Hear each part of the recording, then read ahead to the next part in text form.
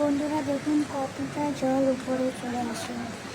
যারা যারা এখন পাহাড়ে ঘোরা প্ল্যানিং করছো তোমরা দয়া করে কেউ এই সময় পাহাড়ে ঘুরতে যাবে না। দেখো তিস্তার জল, এটা হচ্ছে সিকিমে যাওয়ার রাস্তা।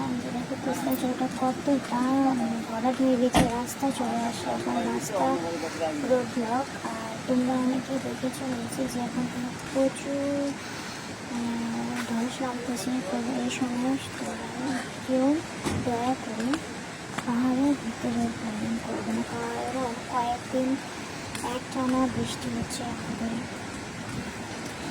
উত্তরবঙ্গের বেশ। তো মধ্যেও এখন পাহাড়ে ঘুরতে যাবে না, এখন অনেকই ভয়াবহ অবস্থা।